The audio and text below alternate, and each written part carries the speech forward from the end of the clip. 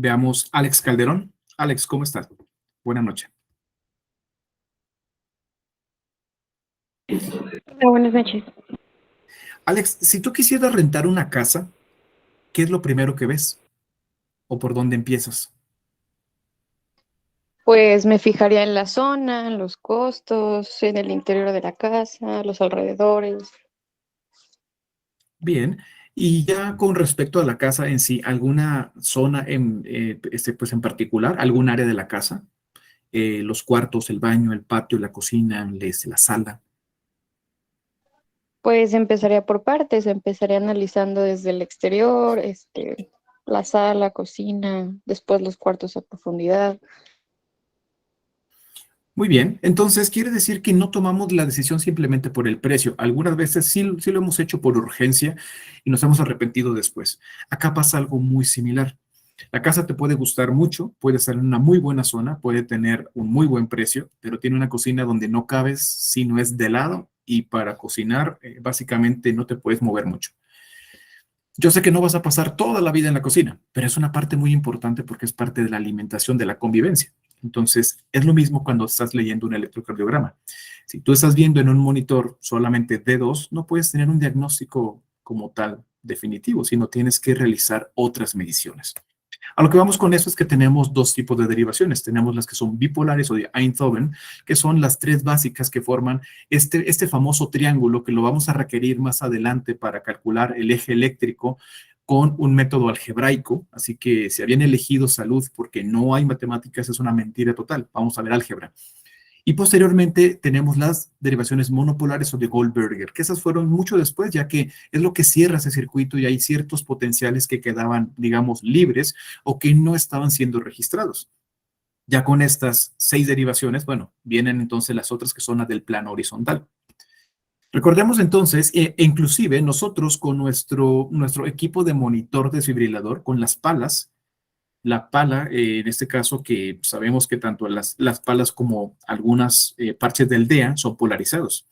Tú pones una pala acá, la que dice esternón, y la pala que dice apex acá, y entonces es donde tienes negativo y tienes positivo. Si tú haces un chequeo rápido, un quick look, lo que estás viendo es el D2.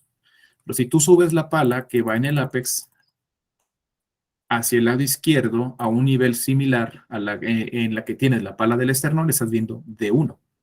Si tú mantienes la pala del ápex en su lugar, pero mueves la pala donde está el esternón, entonces estarías viendo, ¿dónde está el marcador? Aquí está, estarías viendo aquí la derivación de 3.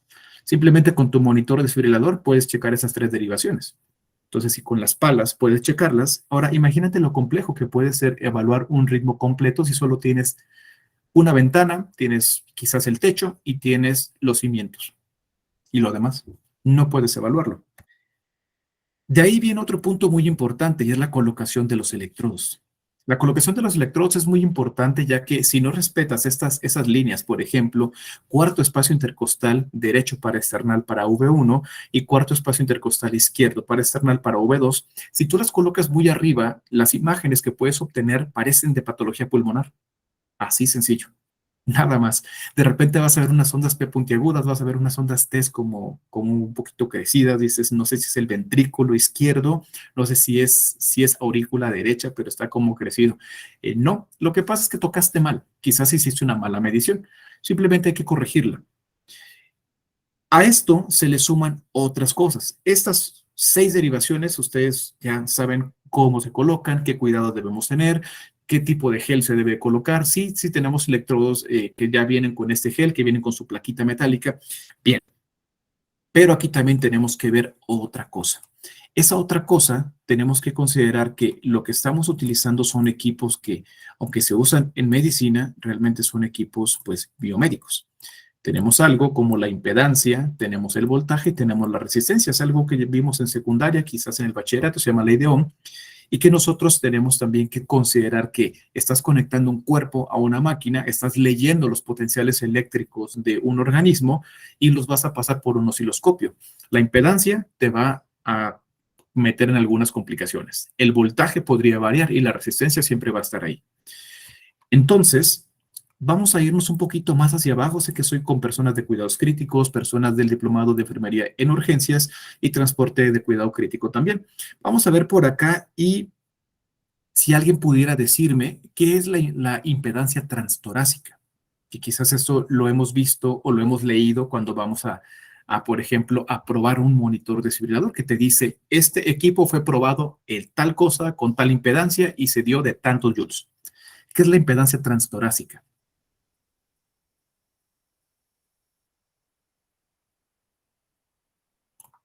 ¿Algún voluntario o voluntaria? Pepe Sheeran, adelante. Buenas noches, ¿cómo está? Hola, buenas noches. La impedancia transtorácica es la resistencia del cuerpo al paso de la electricidad, según recuerdo. Exactamente, Pepe. Y este está dado entonces por la cantidad de líquido y las densidades diferentes de todos esos tejidos que tenemos. ¿Recuerdas de cuánto es?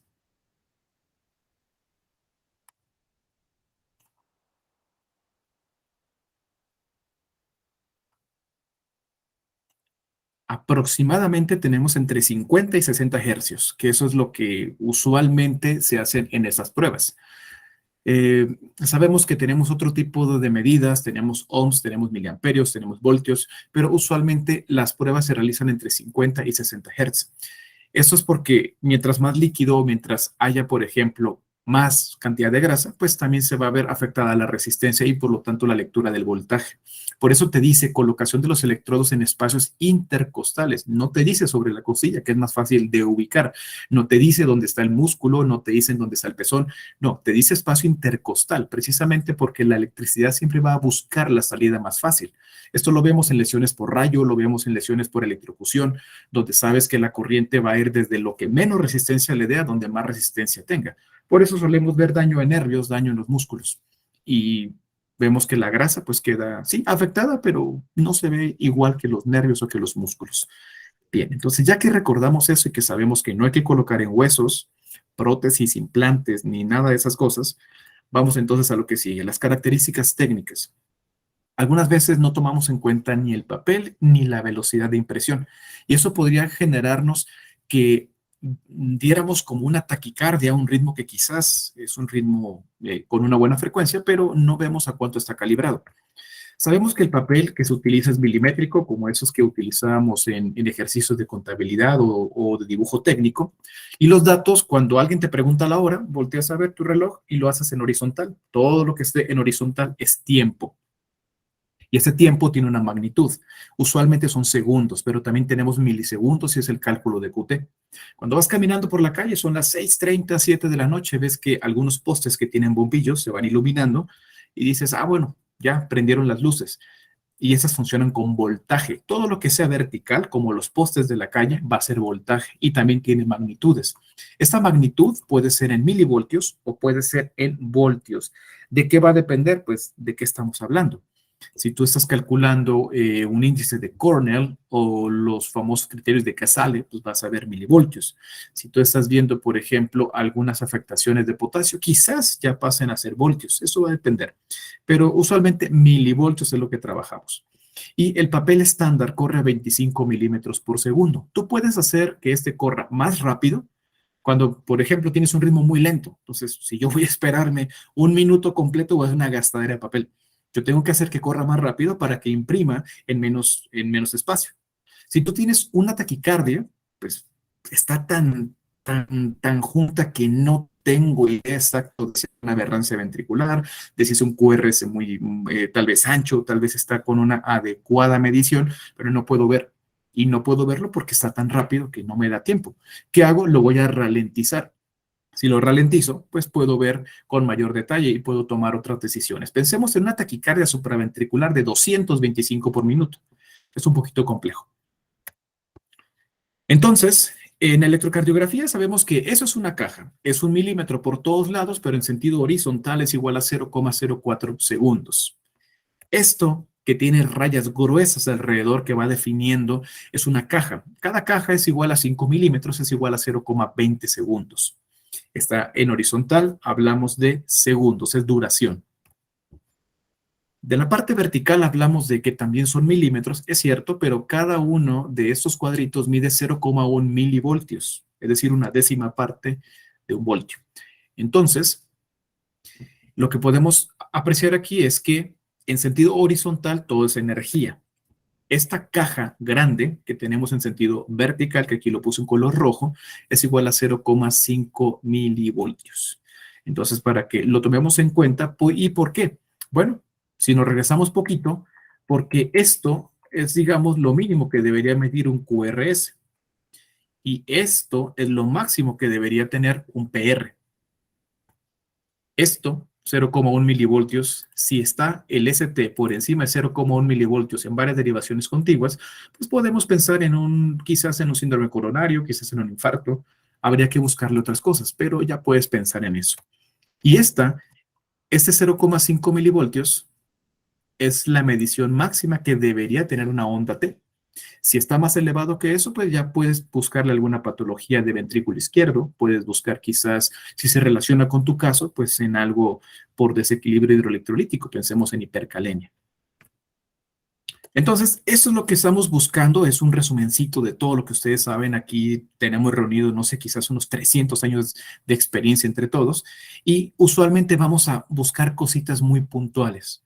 Cuando tengo tiempo, le voy a dar una revisada grandísima, sí se puede, pero como estoy en urgencias, es algo crítico, es alguien que no puede esperar, tengo que tratar de encontrar aquellos puntos que me sean útiles. ¿A qué voy con ello? Recordamos rápidamente, la onda P tiene una duración, eso es en sentido horizontal, entre 1,5 cuadros y antes de que se cumplan 3 cuadros. Su altura es menor a 3 milímetros, es decir, 2,5 cuadritos.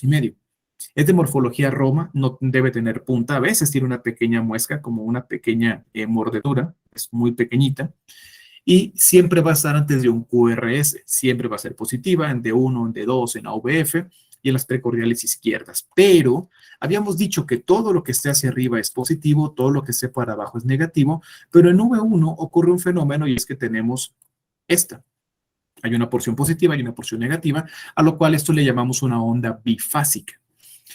También pensamos, y suele referirse en algunas literaturas, que V1, V2, V3 corresponde al lado derecho, V4, 5 y 6 al lado izquierdo, y para estudio con algunos criterios como el índice de Macrus, esta porción corresponde a la aurícula derecha y la otra porción corresponde a la aurícula izquierda. Vamos a ver más adelante en algunos criterios de crecimiento auricular y suele coincidir. En AVR siempre va a ser negativa. Entonces, no siempre que veas una onda P negativa, pues va a representar patología. ¿De qué depende qué estás leyendo? Es AVR, no te preocupes, es normal. Es otra derivación, hay que buscarle la causa. Puede haber algún cable invertido, puede haber que sí, efectivamente tiene alguna cardiopatía o tiene algún daño en el tejido. Vemos acá en la A que la P mide 1, 2 cuadros en sentido horizontal y casi 2 cuadros en sentido vertical. O sea, normal. La onda en la figura B es bimodal, es decir, es tan grande que pues no se alcanza a registrar. Esta onda P bimodal suele relacionarse con crecimiento del atrio izquierdo. La onda P en esta imagen C es bifásica, una porción hacia arriba, una porción hacia abajo, pero son simétricas, ninguna es más grande que otra, así que está normal. Esta onda P, que llamamos una onda P acuminada, o también algunos lo pueden conocer como una onda P pulmonar o P pulmonale, puntiaguda, prominente, positiva, seguramente se relaciona con patología pulmonar. En nuestro medio podemos pensar en un EPOC, podemos pensar en una persona que tiene alguna secuela pulmonar, quizás por SARS-CoV-2, por alguna otra cosa. Habría que buscarle bien, por eso es individualizar a quién le estás tomando el electro, de quién es, para poder decir si sí o si no. Y tenemos por último la imagen E, donde vemos una onda P negativa, donde si esto es AVR, está bien. Si no, hay que buscar. El QRS es el primer complejo que tenemos, de hecho parece ser el único, pero para ser complejo tiene que tener dos por lo menos de esas tres ondas. Si únicamente tiene la onda R solita, pues no es un complejo, es una onda R. Es una onda R huérfana y pues obviamente hay que saber por qué pasó esto. Usualmente la primera deflexión negativa es la onda Q. Vamos a ver más adelante porque solemos escuchar la palabra o el término Q patológica. ¿Qué es una Q patológica? Bueno, ahora lo vamos a ver. Tenemos también la onda R y la onda S. Ambas deben tener una cierta simetría en un determinado punto de nuestro electrocardiograma. Suele ser V3, V4, donde ambas llegan a medir no más de 15 cuadritos, 3 cajas, 15 milímetros o 1.5 milivoltios. Esas son sus dos mediciones. Aquí está la Q patológica. Usualmente preguntamos en algunos cursos, o nosotros cuando éramos estudiantes o que somos ahora nos dicen, ¿es una Q patológica? ¿Y cómo es una Q patológica? ¿Es cuando no se ve o es cuando sí se ve? Bueno, es cuando sí se ve.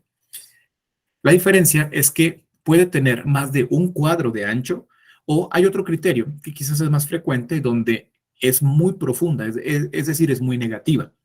Puede tener más de 2 milímetros de profundidad o tener más del 25% de la onda R. Es decir, yo tengo una onda R que de aquí hasta acá mide 10 cuadros y la onda Q de acá mide 3,5 cuadros. Es más del 25%, por supuesto, es una Q patológica. Se puede relacionar con algunas lesiones del miocardio, puede ser algo ya también anterior, puede haber algunas afectaciones o secuelas también con otras patologías, pero debemos entonces considerar si se relaciona con la sintomatología reciente o no. Y lo que mencionábamos, la onda R y la onda S deben medir no más de 1.5 milivoltios. 5, perdón, son 3 cajas o 15 cuadritos, ¿sí? Pero no debería superar esto. Esas ondas R y esa onda S podrían sufrir algunos cambios, algunas muescas, algunas pequeñas melladuras, como lo vemos en los bloqueos de rama. Que ya cuando lleguemos a eso vamos a ver un método quizás más sencillo. Se requiere algo de práctica, pero realmente lo puedes hacer sin mayor problema.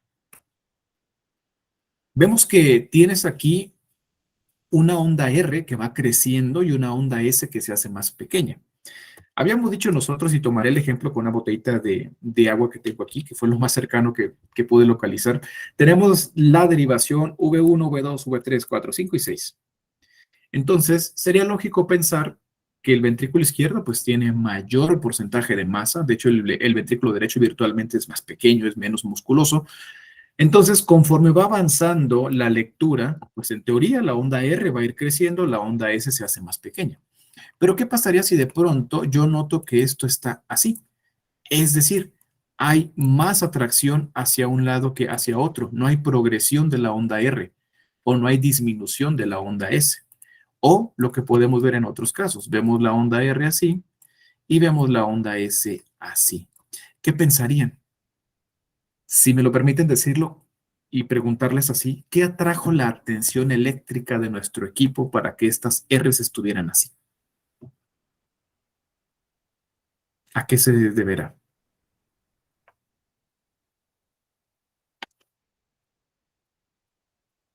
Adelante, por favor. Puede ser el tamaño del ventrículo, hablando de que pues la onda R indica, bueno, más que nada el complejo QRS como tal, indica la despolarización ventricular. Muy bien. Entonces, no siempre es por crecimiento. O de hecho, pues sí le llamamos crecimiento, pero a veces decimos es por hipertrofia, es decir, que el tejido se convirtió en un bistec de este tamaño, o es por dilatación de la cavidad, cualquiera de las dos, pero suele estar relacionado con cuestiones del ventrículo. Ahí también le sigue la onda T, que también suele presentar alteraciones cuando es una hipertrofia o es una dilatación. La morfología del QRS suele ser bastante variado. Esto va a depender de, nuevamente, es individualizar. Es un paciente que tiene un QRS ancho con presencia de ondas T prominentes y las P aplanadas. Bueno, pues estamos pensando en algo que afecta esta despolarización, en algo que afecta el cómo se comporta, y ahí tenemos que irnos hacia electrofisiología básica. 3 elementos: sodio, calcio, potasio. Pues lo más frecuente pues es que es el potasio. Bueno, entonces ahí. Entonces, es algo ahí como que vayas entrelazando una con otra, pero siempre preguntando qué tipo de paciente tengo, qué edad tiene, después de cuándo le tomaron el electro, después de un fármaco, antes de que le dieran un fármaco, tiene un antiarrítmico, tiene algún otro fármaco que pudiera incidir en su QT quizás, para que podamos tener todas estas variables controladas. La onda T, donde suele representar ya como tal este trabajo de la repolarización y donde también pues suele ser positiva, suele ser no mayor a 0,5 milivoltios o 5 milímetros o una caja simplemente, pero se puede alterar, como ya lo hemos mencionado, por otras situaciones. En este caso puede ser por el potasio. Vemos aquí diferentes morfologías de la onda T, donde encontramos que acá hay unas ondas T que son acuminadas, vemos que hay una onda R, no hay Q, no hay S. Vemos acá una onda T que está infradesnivelada, pero está asimétrica. Vemos acá unas que son totalmente negativas, algunas son asimétricas, otras son bastante, vamos a llamarle amorfas, y unas que son demasiado anchas. Entonces, cada una de ellas debemos considerar qué tipo de paciente es para poder entrelazar ese hallazgo con esta patología. Porque finalmente, como mencionábamos, es un auxiliar diagnóstico. No te va a diagnosticar todo por completo. Te va a ayudar a que tengas una mejor perspectiva de tu paciente. La onda U, que en algunas situaciones sí podemos verla mucho más frecuente, siéndoles totalmente sincero, en mi vida creo que la he visto 2 veces, no porque yo lo haya descubierto, porque alguien me lo dijo. Es muy complejo a veces de ver. Hay ciertas intoxicaciones, suele decirse que en las intoxicaciones por bloqueador de canal de calcio está prominente. Sin embargo, a veces nuestros equipos están mal calibrados, hay mucha interferencia, nuestro paciente no está bien colocado, se está moviendo, hay alguna interferencia electromagnética o lo que sea, y eso puede también trastornar nuestro osciloscopio y que no esté registrando bien. Esta onda U, pues hay cierta incertidumbre de dónde proviene, suele provenir, según se dice, de una energía residual, algunas veces por repolarización tardía, también se cree que es estos potenciales que son prolongados o que son potenciales que quedan ahí en los músculos papilares o en el sistema His-Purkinje. En algunos infartos de músculos papilares también suele presentarse esta onda U, pero de nuevo es algo que con la frecuencia cardíaca más de 85 latidos por minuto, pues ya no se ve o queda como sepultada entre las ondas que le siguen. Entonces, sí tiene valor, pero habría que considerar qué tipo de paciente específico es y la posibilidad de que ocurriera. Y llegamos al primer intervalo. Este intervalo PR es muy útil, sobre todo cuando tienes un paciente con una bradicardia. Es probable que la bradicardia, que hablamos solo del número, lo que tengamos ante nosotros realmente es un bloqueo AV de primer grado. Este bloqueo AV de primer grado, su característica es esa. Tiene un PR prolongado, es decir, más de 0,20. Pero nos enfrentamos con una situación donde algunos miden el PR desde la cúspide hacia la cúspide de la onda R. Pues para cuando la onda R inicia, pues ya quedó atrás, o sea, ya fue algo, pues ya la medición no es correcta. La onda P se mide desde donde comienza, como sabemos, y se mide hacia donde comienza la R, o sea que la R comienza aquí, o se hace después de la Q, y tendría sentido. Aquí vemos que tiene 1, 2, 3, 4 cuadros y un pedazo. ¿Sí? 4 por 4 sería 16, 0,16 está bien.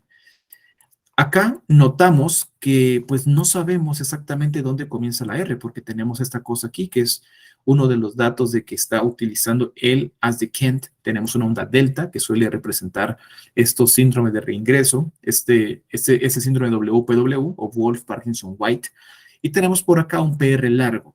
Sin ser experto, desde la R hasta la P ya hay una caja. Y si hay una caja de separación, ya son 0,20 o 0,20. Ya.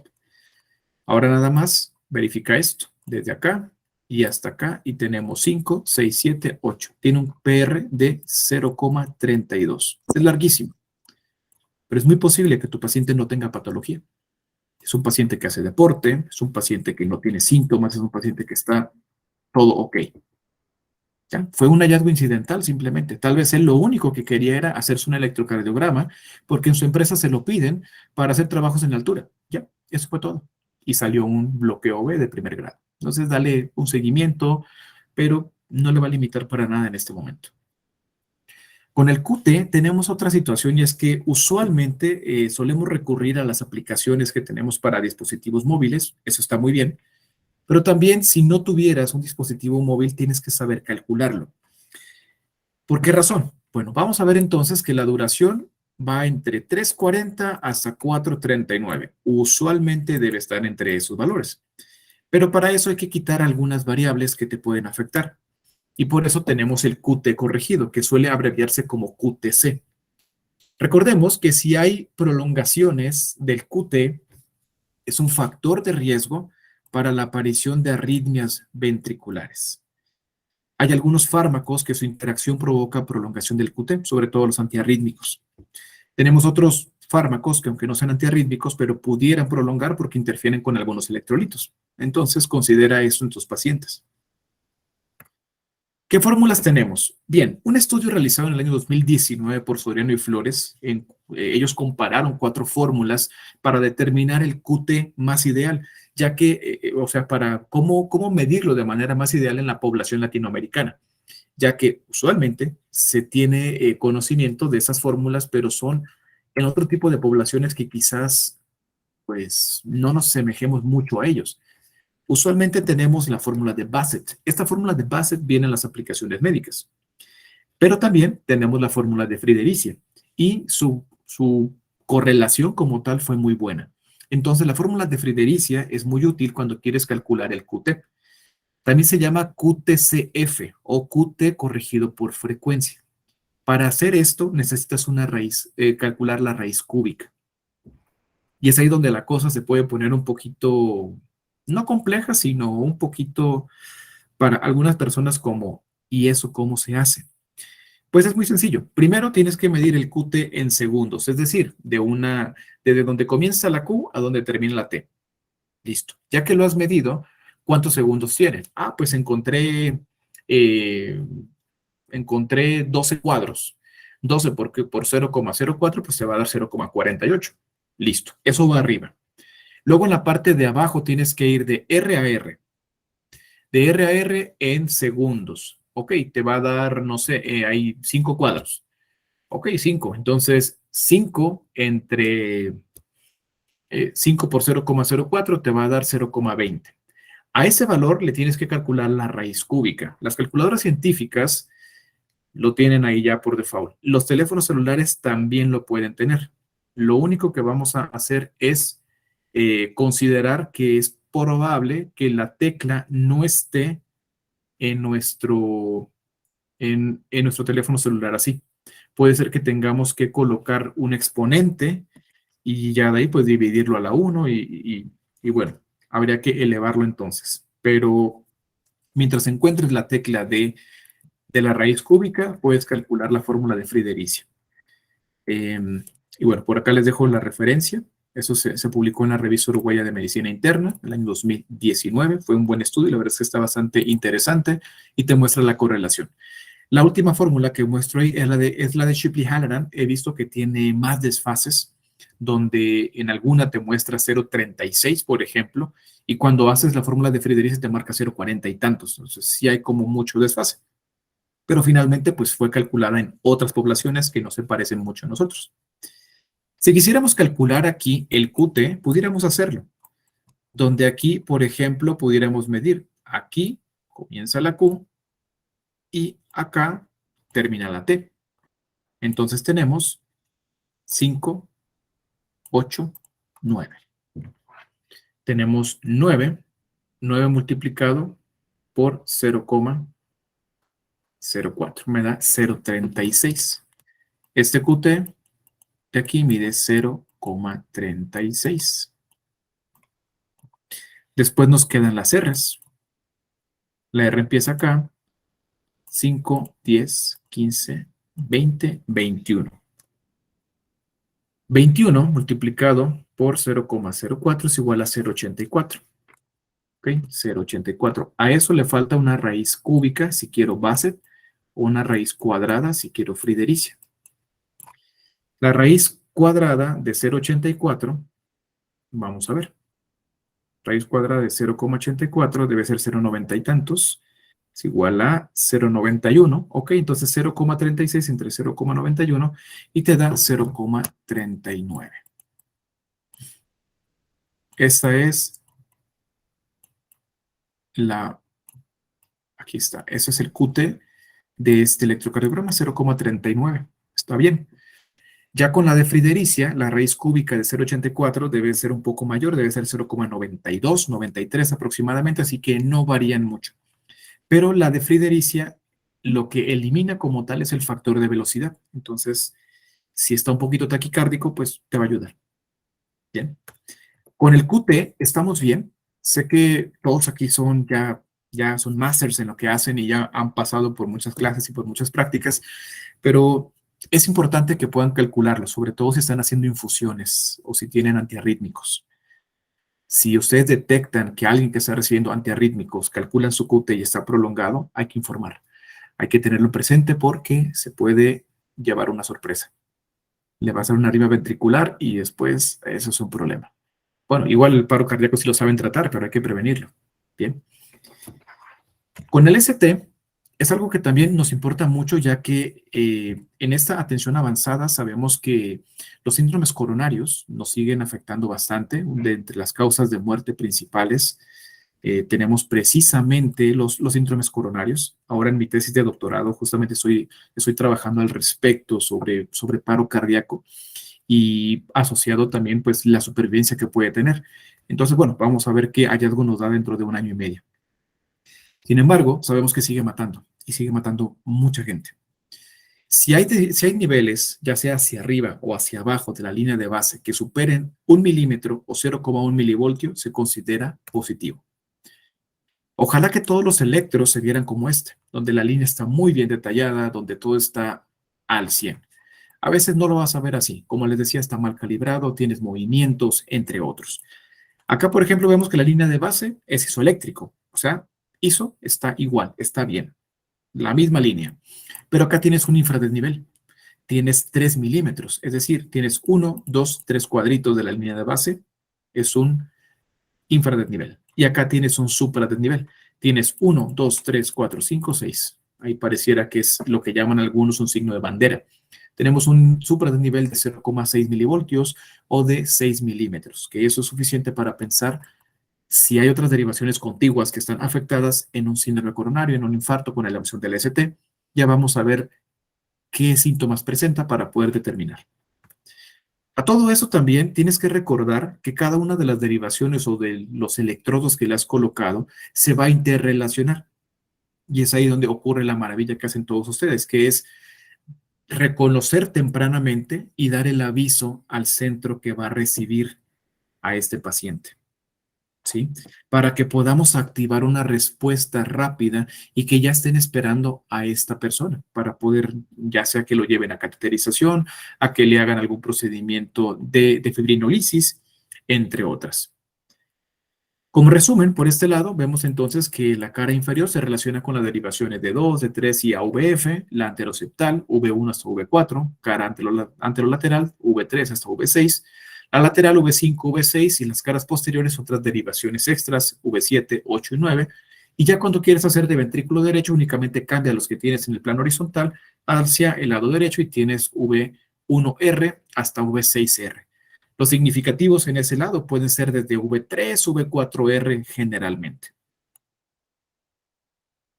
Y a manera de tener como una mejor perspectiva de cuáles, pues ahí entonces tenemos el cómo se están relacionando. No son aisladas, sabemos que es muy complejo que solo tengas, por ejemplo, de 2 y de 3. Es un poquito complejo, porque suelen estar afectadas dado la cantidad de tejido que se encuentra ahí. Inclusive pueden ser mixtas, o sea, puedes mezclar algunas y es como jugar con esas palabras. Puedes tener un anterolateral alto, un anterolateral extenso como tal. Puedes tener uno de la cara inferior, que si tienes de la cara inferior o si estás presentando un infradesnivel, lo dice ese infradesnivel en la cara inferior está hasta abajo, quizás el problema está atrás, entonces por eso se ve como si estuviera infra. Vamos a hacer unos posteriores, V7, V8, V9. Y bueno, aprovechando, échenle un ojito a esto y me cuentan qué tiene. Vemos que hay elevaciones del ST y vemos que hay algunos cambios recíprocos en otras derivaciones. Si quieren utilizar el chat, adelante. Si alguien lo quiere leer mientras estamos participando acá, con todo gusto.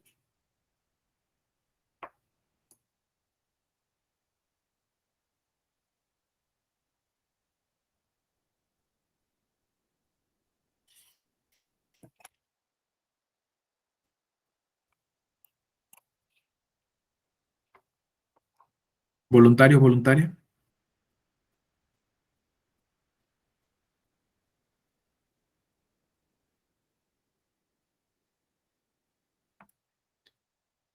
Josué Ismael, buenas noches, adelante.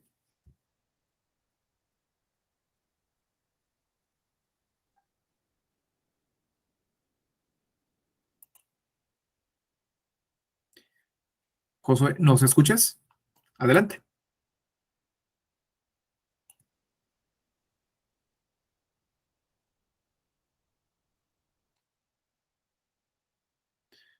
Sí, bueno, Listo, Josué. ¿me Ya te escuchas? vemos, pero no te escuchamos. Sí, Bueno, señor, adelante. a lo que se ve en el electrocardiograma, en lo que son las derivaciones D2, se ve elevación del segmento ST, al igual que en D3 se ve depresión en el segmento ST. En, en B2 se ve infradesnivel del segmento ST, al igual que en B3.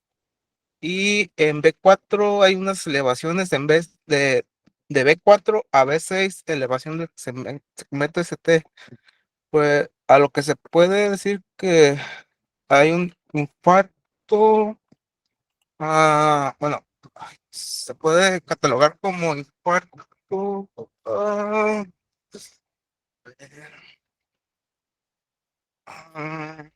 Ay, yo sí me perdí aquí. No se preocupe, Josué. Justamente estamos entonces interpretándolo, pero aquí le va a ayudar Daniel Pacheco. Gracias. Pues lo que yo alcanzo a ver en el electro, pues hay elevación del ST desde B2 a B6. Entonces, para mí es un IAM anterior extenso y también trae elevación del ST en cara lateral alta y depresión del segmento ST en derivaciones inferiores. Bueno, en D2 casi no se ve la depresión del ST, está más que nada elevado, pero en D3 y ABF, que son caras inferiores, pues está el cambio pues recíproco. Ok, de hecho, pareciera que hay este cambio recíproco en, en D3 y en AVF, exactamente. Bujintei Hidalgo, adelante, por favor. Sí, gracias, buenas noches. Buenas Este, noches. bueno, lo que se puede observar en este electrocardiograma es de que en varias derivaciones hay elevación del segmento ST. Sin embargo, se puede notar un infradesnivel en lo que es B3 y ABR, lo cual, bueno, yo personalmente me podría guiar por una pericarditis aguda. Perfecto. ¿Y algo más sobre esta pericarditis? ¿Algo más que le haga pensar? ¿Algún patrón en específico? ¿El voltaje, por ejemplo?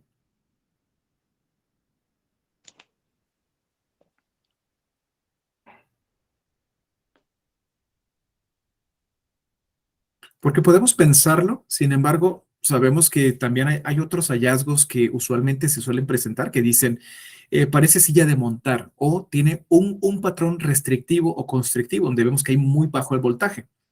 Sin embargo, en ese pareciera que, vamos a ver acá en este anterior, hay en V2, sí, hay en V3, sí, hay en V4, sí, también, y hay en todo el lateral.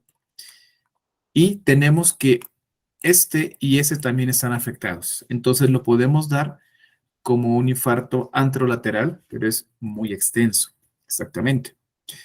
La causa puede ser lo que ya mencionaban precisamente, puede ser por tal vez está con una pericarditis, tal vez está con alguna otra patología, pero mientras tanto, a nosotros, si se llegase a presentar este paciente con dificultad respiratoria, dolor y los síntomas que ustedes ya conocen, hay que tratarlo como un infarto con elevación del ST, que se puede beneficiar de una intervención coronaria percutánea. Y aquí en la parte de abajo les dejo que efectivamente es un anterolateral extenso. Perfecto, muchas gracias. Siguiente, vamos a borrar estos hallazgos para no confundir. Este está un poquito menos marcado, entonces espero que no les cueste mucho trabajo. Ahí está.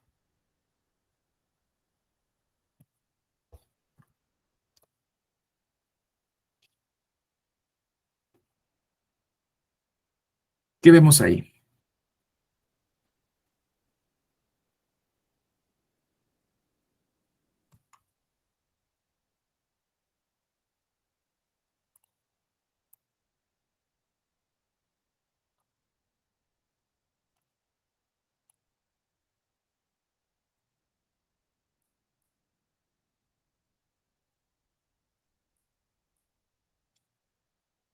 ¿Qué piensan? ¿Qué podría tener ese paciente?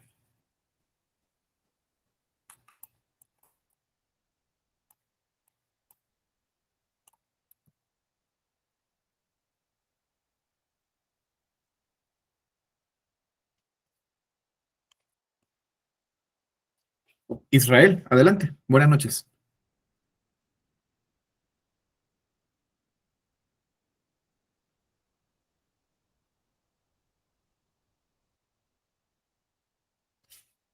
Israel Domínguez, ¿nos escucha? Adelante.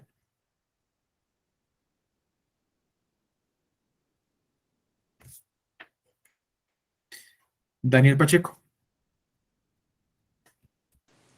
Este, bueno, pues no estoy muy seguro, pero tal vez sí sea un infarto de cara posterior por el infradesnivel del segmento ST de V1 a V4 y pues también eh, los cambios en D1 y ABF, pero no estoy muy seguro. Ok. Por acá en el chat también nos dejan algunos hallazgos, pues también bastante interesantes. Scubasa, ok. Entonces, estamos pensando en que por las derivaciones en donde están, ¿a qué corresponde? Vamos a ver, V2, V3. Parece que es todo el septo y una partecita anterior. Con esos hallazgos nos hace pensar que debemos tomar derivaciones posteriores. Juan Antonio, en este caso podríamos tomar derivaciones posteriores porque está hacia abajo. O sea, no se supone que debe ser hacia arriba. Usualmente esta elevación del ST, sí, pero en la cara inferior se está presentando y en la cara también, en el septo, perdón, se está presentando. Entonces, tengo infradesniveles en algo que está en la parte de abajo. Quiere decir que quizás lo que mi electro, por cómo están posicionadas las derivaciones, lo que está leyendo quizás es un reflejo de una onda que está atrás. O sea, aquí es donde está el daño. Entonces, ¿qué debo hacer? Tomar derivaciones posteriores. Mencionaban también que podría ser un infarto lateral derecho, ok, podría ser derecho. Que viridiana en espejo. Ok, muy bien. Entonces, valdría la pena tomarle posteriores. ¿Sí? Inclusive, ante la duda, también deberíamos tener mucho cuidado con el manejo de tanto de líquidos como de algunos medicamentos. Entonces, aquí podemos considerar, inclusive ya les busco la referencia, porque en donde tomé la referencia de precisamente mencionaba que estaba como en esa duda. Y ellos lo marcaron, si mal no recuerdo, ellos lo marcaron como un infarto lateral y tomaron posteriores, aún así. Entonces tomaron posteriores. En esas posteriores tuvieron elevación, entonces es una cara posterior. Bueno, este último creo que queda mucho más evidente, sí, mucho más obvio.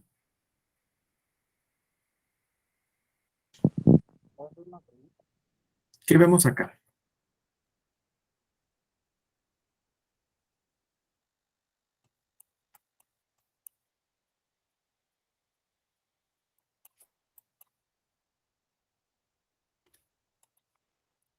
D2, D3, AVF, V1, V2 y un poquito de V3. Y cambios en VL, en ABL y en D1. ¿A qué le suena? Parte inferior, ok. Llama inferior y septal con cambios en espejo en pared anterior. Muy bien. Viridiana, si tuviéramos a este paciente nosotros y que tal vez estuviéramos siendo la unidad de primer contacto, ¿alguna recomendación en su manejo?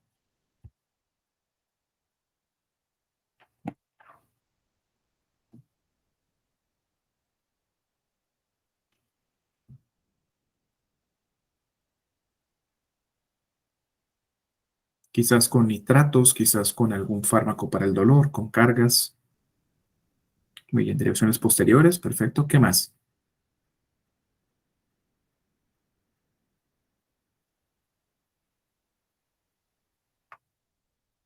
Y manejar el dolor. Ok, excelente. Entonces, hay que también evitar que realmente hidratemos demasiado a este paciente. Hay que tener cuidado con eso. Algunas veces pasas cargas porque lo ves hipotenso, pero hay que tener cuidado y siempre buscar datos de sobrecarga. Betabloqueadores, hay que tener cuidado. Pueden estar bradicárdicos, inclusive pueden estar hipotensos, les tumbamos la presión, afectamos precargas. Ok, hay que descartar infarto a ventrículo derecho. Muy bien. Igual con los nitratos también suelen estar hipotensos y vamos a tumbarles un poquito. Entonces, para tener cuidado con este. Yo tengo una duda, perdón que me interrumpa, del Y adelante. electrodo pasado. Me regreso. Eso de que usted dijo que normalmente, pues los en derivadas precordiales debe de estar, pues, debe de haber un supradesnivel, ¿no? Pero nos hace sospechar que es un infarto de cara posterior si es un infradesnivel en derivadas precordiales. Esto que yo recuerdo tiene que ver con algo de los vectores, pero la verdad es que no logré comprenderlo correctamente o pues no lo digerí bien, pues no sé si me lo pudiera explicar. Sí, ya te muestro acá. Permíteme, te encuentro inferior, anterior, miocardio. Ok. Voy a compartir otra presentación donde viene uno de los, eh, ¿cómo se dice? De las imágenes donde se puede apreciar un poquito mejor la parte posterior y eso justamente por cómo se da el trayecto. Entonces ya lo voy a colocar. Está aquí. Listo.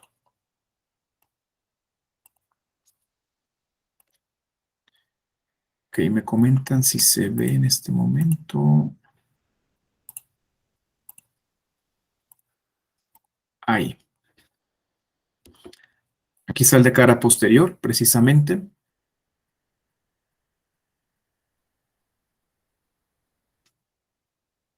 Su problema está desde V1 hasta V4. Y es por la forma en la que tomas el electro. Déjame ver si me sale hacer un dibujito aquí rapidito.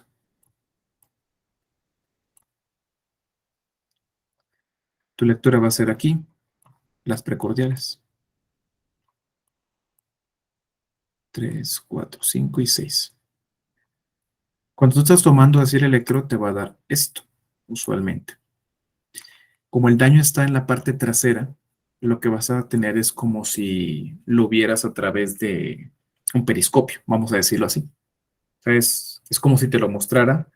No quiero decirlo tanto en espejo, pero es como si te lo mostrara un reflejo. Por eso tienes que ir a buscarlo atrás, donde vas a poder darle vuelta a ese periscopio y vas a poder evidenciar. Por ejemplo, tienes V1 hasta V4, todas están posterior, todas están infradesniveladas, todas. Pero es como si te lo estuviera mostrando así, como desdoblado. Cuando tú vas a las que son posteriores, vas a poder notar que hay algunas elevaciones, que hay algunos cambios en el ST. Es en esta. ¿Okay?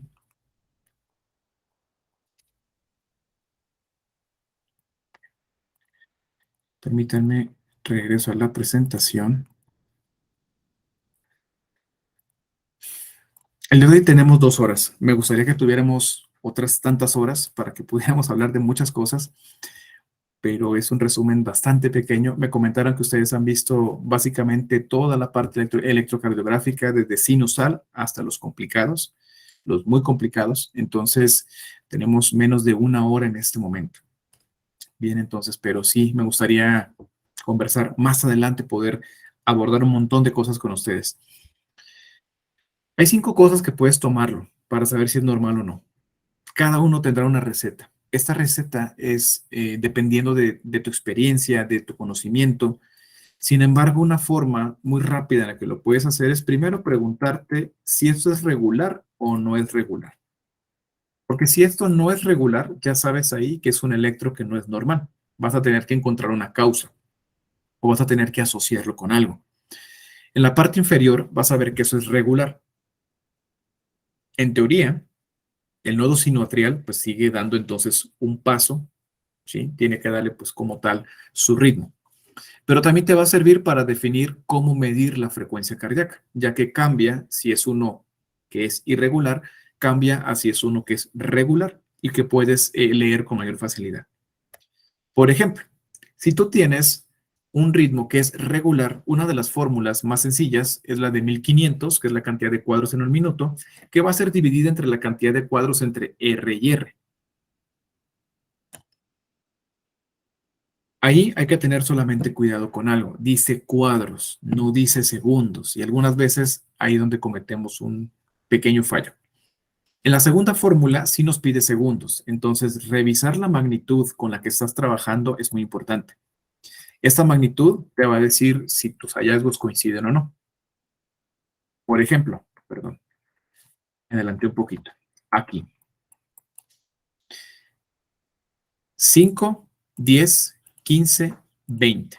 ¿Ok? 1500 dividido entre 20 nos van a dar 75 latidos por minuto. 75 latidos por minuto, ¿sí? Esa es la primera fórmula y está muy sencilla. La segunda nos pide segundos. 60 segundos divididos entre la cantidad de segundos entre R y R. Nosotros ya vimos que allí hay 20 cuadros. Hagamos la cuenta. 20 cuadros multiplicado por 0,04 segundos, que es lo que vale cada uno de ellos, nos da 0,8. 60 entre 0,8 nos da 75. Es decir, nos tiene que dar exactamente lo mismo, porque lo único que hicimos fue cambiar de magnitud. Nada más. Pero de resto no tienes que dar exactamente lo mismo. Entonces, la que usted guste, adelante. Hay una fórmula, hay otra fórmula de ellas que realmente yo nunca la entendí. De 300, 150, 100 y demás, nunca la entendí. Realmente es un poquito inexacta. Entonces, si queremos ser más exactos, tenemos que ir a leer específicamente cuadro por cuadro. Entonces, 1500 entre cantidad de cuadro entre dos R's, listo. O 60 segundos entre cantidad de segundos entre R y R. La segunda puede verse como dos cálculos, entonces eso puede a veces desanimar a las personas, pero la que usted se sienta más cómodo es la que mejor funciona. En cambio, si es irregular, tenemos lo siguiente. Los QRS que hay en 15 cajas, y eso lo multiplicas por 20. Ok, entonces, suponiendo que aquí hubiera 20 cajas, vamos a comenzar primero por la de 15. Dice aquí que tienes que buscar los QRS que hay en 15 y lo multiplicas por 20 y te da no un igual, te da un aproximado. Es el símbolo de aproximación. O tienes QRS en 20, lo multiplicas por 15. Vamos a ver. 5. Aquí tienes una caja. 1, 2, 3, 4, 5, 6, 7, 8, 9, 10, 11, 12, 13, 14. Si aquí tuviéramos otra caja con un trazo más grande y aquí ya no tuviéramos ningún QRS, entonces tienes 1, 2, 3, 4, 5, 6 y 7. 7 por 20 es igual a 140 aproximadamente. Aproximadamente. Si en esta secuencia aquí fueran 20 cajas, sigues teniendo 7. 7 multiplicado por 15 te va a dar 105 latidos. Por eso es importante que tú puedas tener una tira larga en la cual por lo menos tengas 20 cajitas. 20 cajas para poder tomar frecuencias cardíacas. En el caso de ritmos irregulares como en la FA, sería una de las opciones. Para el eje eléctrico, sí me gustaría que cuando ustedes lo vayan a calcular, tengan por favor disponible un transportador. Es bueno poder decir, más o menos tiene tanto. Sí, podría ser más o podría ser menos. Puede estar limítrofe. Es como cuando calculas la FCT, cuando estás dando RCP o cuando estás dando un curso donde mides la FCT. Y te dicen, tu tiempo total de paro fue de 10 minutos y tu tiempo total de RCP fue de 8 minutos y 22 segundos. Ah, pues 8.22 entre 10. No, señor. No, porque resulta que estás asumiendo que los segundos son 100, igual a un minuto, y no es así. Entonces acá también tienes que ser muy exacto, por eso el transportador. El eje eléctrico se analiza en el plano frontal. Alguna literatura dicen que está entre menos 30 hasta 90, otros dicen que está entre menos 30 hasta 100. Eso va a depender también de la lectura que tengas y de en qué te estés fundamentando. El ángulo del QRS se va a desviar hacia la derecha si está entre 100, que está acá abajo, y hasta 180. Recordemos que este plano lo trabajamos en hexagesimal. El eje se desviará hacia la izquierda si está entre menos 30, que está acá arriba, y hasta menos 90, que está vertical.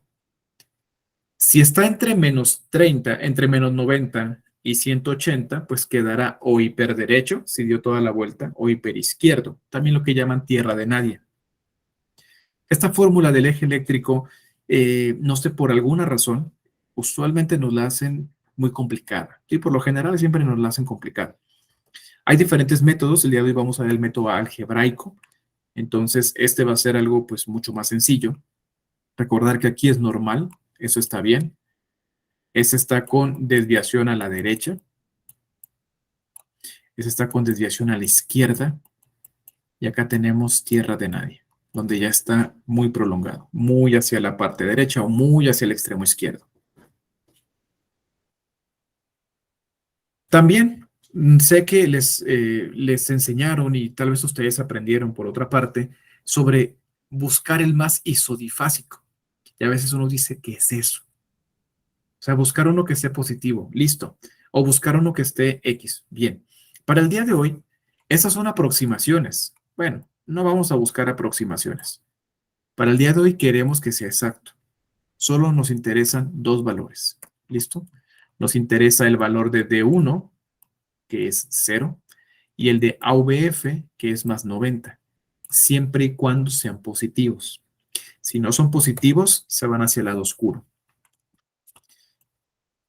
Para este cálculo, de una vez adelantamos que necesitamos hacer un pequeño plano cartesiano.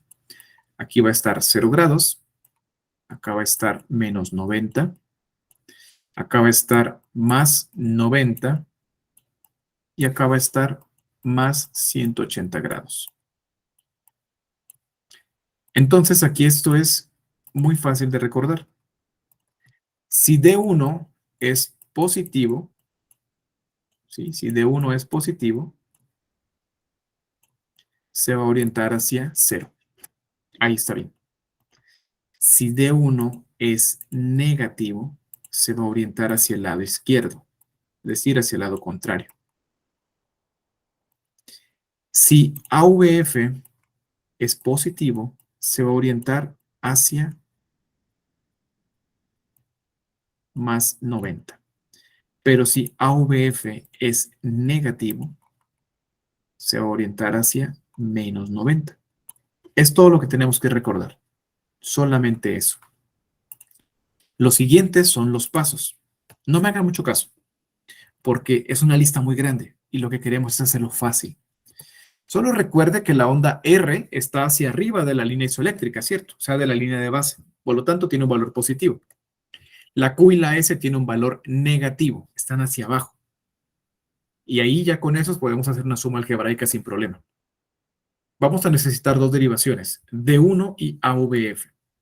Vamos a dibujar un círculo con una línea vertical y otra horizontal como la que hicimos ahora y vamos ahí ver en dónde pasan cada una de ellas. Asignamos el valor, trazamos dos líneas para hacer un vector y donde coincida, ahí es ese el eje eléctrico o ese es el ángulo. ¿Se entendió? No. Ok. Y esa es la parte más interesante porque aquí se ve muy larga. Y a eso es a lo que me refiero. No queremos que sea largo, no queremos que sea complejo. Queremos que se entienda. Antes de que pasemos a calcular, Ley de los signos. El amigo de mi enemigo es mi enemigo. Positivo o negativo, nos va a dar negativo. El enemigo de mi amigo es mi enemigo. Negativo, positivo, me va a dar negativo. El amigo de mi amigo es mi amigo. Positivo, positivo, positivo. Bien. El enemigo de mi enemigo puede ser un aliado. Positivo entonces, ¿sí? Negativo, negativo, positivo. Hecho. Ya con eso podemos recordarlo, porque ahí es donde vamos a alcanzar esto, el ángulo del QRS. Habíamos dicho entonces que necesitamos D1 y AVF. Aquí ya vemos que cada uno ya tiene un valor. Bueno, ¿y de dónde salió ese valor? Pues resulta que tenemos que medir cuánto mide la R, ¿sí? Tenemos que ver cuánto mide. Vemos que tiene 1, 2, 3, más 5, 8. Es decir, R es igual a más 8, más la S que mide menos 2. Tú tienes 8 pesos y llega el cobrador y te dice, oye, me debes. ¿Cuánto te debo? 2 pesos. Listo. ¿Cuánto te queda en la bolsa? 6. Pero me queda 6 de ganancia, por eso es positivo. Este es el resultado de esto. Ese valor es de D1. D1 salió positivo, sí, y por eso corresponde aquí. Por eso lo pusimos aquí, en el eje que va hacia 0. Listo. Acá tenemos que la R en AVF mide más 1, más el valor de la S es muy profunda, mide menos 9. Tienes un peso en la bolsa, el cobrador te dice, oye, me debes, ¿cuánto te debo? 9 pesos, no traigo. Bueno, dame entonces lo que tengas. Pues nomás tengo un peso, listo, me debes 8, mañana vengo. Te quedó un déficit, un saldo ahí negativo de 8. Este corresponde a este. Hasta este punto va quedando claro de dónde sale cada uno de los dos valores. Si alguien tiene duda, me dice. Solamente necesitamos estas dos derivaciones, nada más. Este es de 1, que nos dio positivo, y este es AVF, que nos dio negativo. Si lo hacemos en papel milimétrico o cuadriculado es mucho mejor. Aquí están los 6 de D1, aquí están los 8 de AVF. Únicamente con una regla trazamos una línea y ahora con el transportador medimos este ángulo. Este paciente tiene menos 55 grados. Tiene una desviación a la izquierda. Y se acabó. Eso es todo. Eso es todo lo que tenían que habernos dicho en algún momento de nuestra vida y nos lo complicaron con otras cosas. ¿Preguntas al respecto?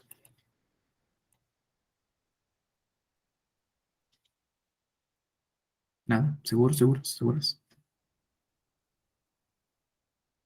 Calculemos este. Ok, dice que alguien levantó la mano, pero tengo 3. No sé quién levantó la mano.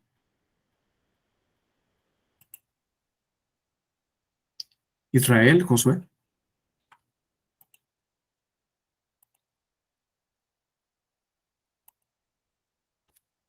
Ok, calculemos entonces. Aquí tenemos D1. D1, la R mide 5 y la S mide 7. En D1 tenemos más 5 más menos 7. Siempre protegido por paréntesis para que nos dé un cálculo adecuado. Esto nos da menos 2. Como D1 es negativo, no puede irse hacia 0, que sería su lugar. No puede irse hacia 0. Se va a tener que ir hacia este lado. En algún punto de acá tiene que estar D1. Nos vamos con AVF. AVF tiene 5, 10, 11 y tiene 12 negativo. Es decir, a 11 le resto 2, me va a quedar 9, pero 9 positivo. Quiere decir que AVF sí se ubica donde debe estar su lugar. AVF está aquí y D1 está por acá. Con ayuda de un transportador, hago mis líneas y encontramos Ada Sánchez. Sí, es bastante parecido, porque justamente los ejes eléctricos están en un plano hexagesimal, podemos dividirlo en grados, en 360 grados, precisamente. Entonces, por eso, ese sistema de coordenadas nos sirve mucho, porque ubica a nuestro corazón ya no como un órgano, sino como un generador de potenciales. Entonces podemos medir exactamente en qué punto se encuentra. De hecho, también podría parecerse a esas fórmulas de física de partículas, donde buscas en dónde está la partícula en el espacio específicamente. Este paciente tiene más 105 grados.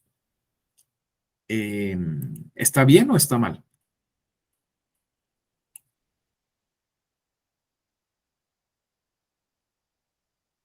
¿Qué piensas? ¿Normal? ¿Desviado? No sé.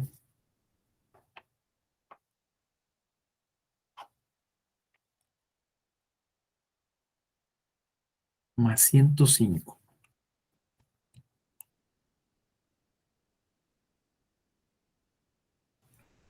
Ligeramente desviado a la derecha. ¿Ok?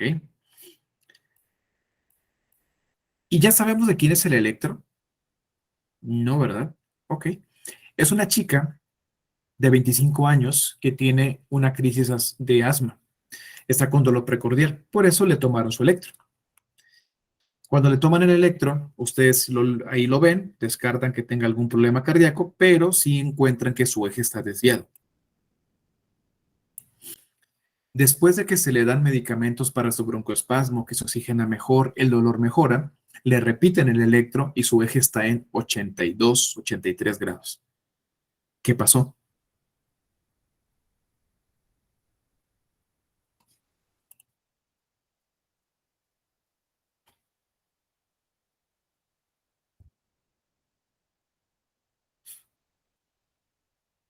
Era un efecto de un incremento en la presión intratorácica, que seguramente se da porque tiene un broncoespasmo, porque tiene esa patología de tipo pulmonar y por eso se puede desviar el eje.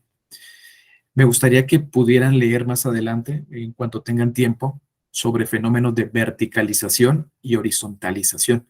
Algunos pacientes, como en los pacientes bariátricos, por ejemplo, podemos ver que hay horizontalización de su corazón, o del eje, por lo menos, del eje.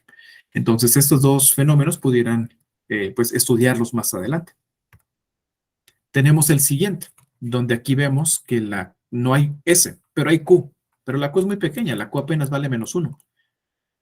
Y acá tenemos la R que mide 5, 10, 12, es decir, más 12 más -1 me va a dar como resultado más 11. Ah, pues, ¿qué crees? Eso es muy bueno porque entonces de 1 sí se puede orientar hacia 0. Debe estar en algún punto de aquí o acá. No sabemos dónde todavía, nos hace falta AVF. Acá vemos que AVF tiene una R muy pequeña, esa R es de apenas +1, y le vamos a sumar 2, 4, 5. 5 negativos, es decir, nos va a quedar un resultado de -4. Y sorpresa, porque AVF fue negativo, no puede estar hacia abajo, tiene que estar hacia arriba. En algún punto de aquí está el eje eléctrico. Esta paciente tiene -20 grados. ¿Hacia dónde está? Daniel, lactantes sí también se puede presentar, y en las embarazadas podría darse por todo este fenómeno de compresión. Entonces, por eso es que o sea, debemos verificar, ¿hay algo que le pueda afectar? ¿Hay algo que pueda como tal modificarlo? ¿O es un efecto, es un fenómeno únicamente de alguna situación particular que tiene? Un broncoespasmo, alguien con EPOC, alguien que tiene ya un crecimiento ventricular izquierdo, pues sabemos que hay una desviación, pero quizás esa desviación es parte de lo que esperaríamos que tuviera. No lo va a matar ahora. Alejandro nos dice izquierda. Ok, ¿qué piensan los demás? ¿Sí será una desviación a la izquierda? Tiene -20.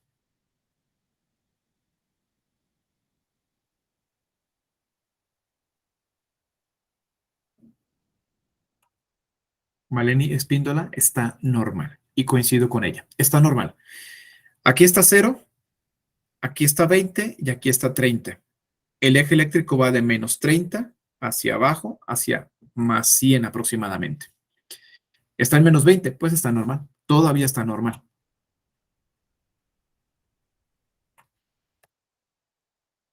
Aquí ya tenemos valores absolutos. D1 dice que tiene más 10.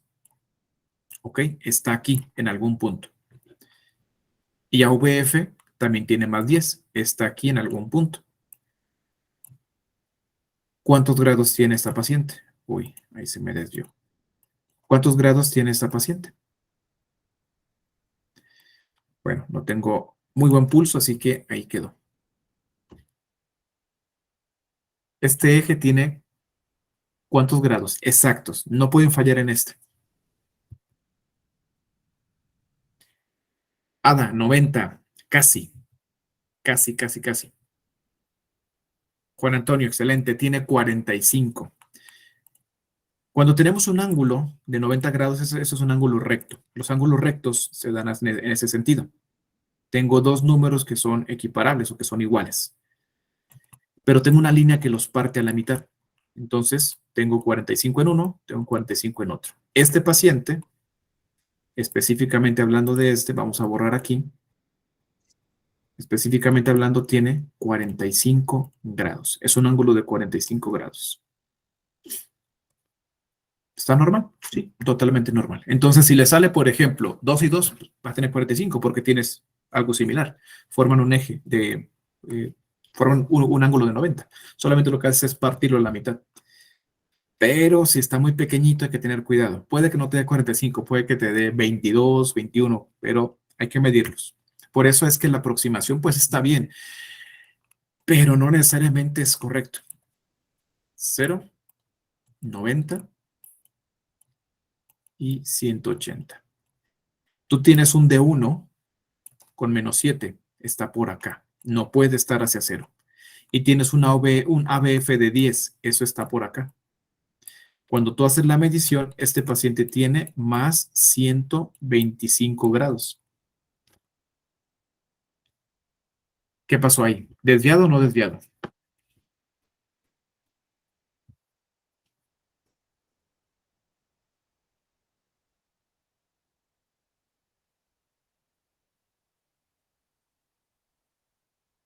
Tiene una desviación a la derecha. Es muy probable que estemos pensando en un paciente con una patología pulmonar, un paciente con algún problema quizás en el ventrículo derecho, que también se puede dar, o quizás estamos pensando en algún paciente con alguna malformación. Tendríamos que verificar precisamente para no tomar decisiones a la ligera, o para no decir, ah, sí, pues tiene tal problema. ¿Sí? Entonces, por eso siempre pregúntate, ¿de quién es el electro? ¿Qué edad tiene? Porque podría darse un cambio con la edad. Tienes un D1. Vamos a ver, una vez en línea vi que hacían esto. Ok, sí, sí funcionó. Poner algo para recargarte funciona. Dice aquí que tienes D1 de más 3. Ok, más 3 está como por aquí. Y AVF de menos 2, eso está por acá. La línea saldría de aquí hacia acá y tienes un eje, tienes un ángulo de menos 10. Izquierda, derecha, normal. Normal completamente. Recuerda que para decir que está alterado, pues debería estar pasando esta línea y hasta este segmento aproximadamente, hasta aquí. Eso sería normal. Pero ahí es normal hacia izquierda. Sí, porque está hasta menos 10 y tiene de límite menos 30. Entonces, menos 30 está aquí, menos 30. Y él está en ese territorio, aquí. Aún no llega a su límite superior, que sería menos 30. Muchas gracias. Con gusto. Muy bien. Con este método para calcular el eje eléctrico, ¿tienen alguna duda? ¿Queda mucho más claro el cómo calcularlo?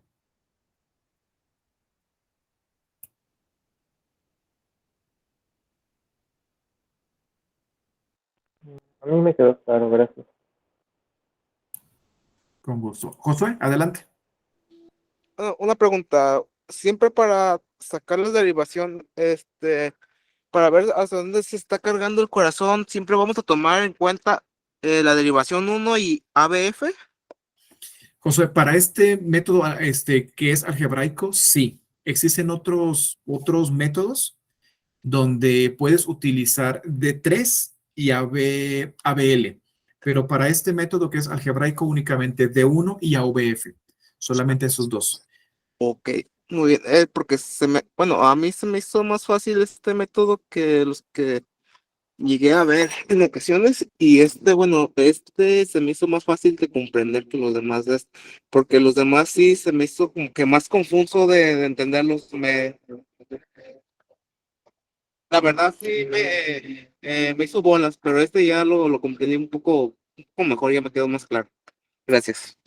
Vale, excelente. De hecho, si tienen ustedes un transportador, como les decía, es mucho más fácil. Aprovechas el mismo papel del electro, haces tus rayas, le pones ahí tu transportador y le dices, paciente masculino de tal, con tal, con tal, con tal, con tal, con tal, tal, con eje de -12, -24, 13, 35, así. En lugar del aproximadamente a tantos, o simplemente te decían, con sospecha de desviación a la derecha, ¿no? Pues la sospecha, ok, está bien, pero si tú tienes un método cuantitativo, es mucho mejor. Juan Antonio dice, ya se ha acostumbrado, sí, eso es por rapidez, pero si tienen el tiempo y la pericia para decir, bueno, tengo un transportador, tengo un goniómetro, no sé, tengo algo que me puede medir como tal ángulos, bueno, adelante, para que lo coloquen ahí cuántos grados exactos. ¿Y cómo lo sabes? Porque lo estoy midiendo. Y con eso, mucho más sencillo. Espero que el tiempo nos dé. Tenemos crecimiento auricular derecho. Si bien es muy probable que no mate a nadie, pues sí, pero de todas maneras sabes que hay un cambio estructural y por eso debes de conocer en dónde se pueden presentar. Habíamos mencionado la famosa P pulmonale, que esa se da en derivaciones de la cara inferior, de 2, de 3 y en AVF. Aquí es donde nosotros vamos a irnos a cosas que necesito buscar rápidamente porque a veces no tengo tiempo de recordar los 50 y tantos criterios, los 13 criterios que tengo. Rápidamente, vámonos a D2, D3, AVF. D2, onda P pulmonar, sí. P puntiaguda, prominente, positiva, sí. D3, prominente, positiva, puntiaguda, sí. AVF, también. Pero hay una cosita aquí que te lo va a confirmar. ¿Qué crees? Observa V1. ¿Es más grande la positiva o la negativa? ¿O se ven iguales? Se ve más grande la positiva. Se ve más crecida. Si se ve más crecida, te confirma que es la mitad que le corresponde a la aurícula derecha. Tienes un crecimiento auricular derecho. Esa es una forma. ¿Sí? Algunos quizás se vayan con otros índices, se vayan quizás con algunos otros criterios, algunos cambios o que se modifique. Por ejemplo, aquí vemos estos dos que son muy grandes, pero pues de hecho este paciente tiene problemas por todos lados, pero vemos que tiene algunos cambios en esas ondas que son muy evidentes. Ahora, si sospecháramos de un crecimiento auricular derecho, ¿a qué patologías correspondería o en quién esperaríamos que lo tuviera? ¿Un fumador? ¿En una mujer embarazada? Podría ser. Podría darse. ¿En quién más? ¿Alguna válvula?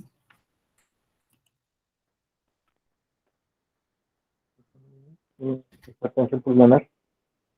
Muy bien. Entonces, para que no nos estresemos tanto, ya se las resumí. Aquí están algunas.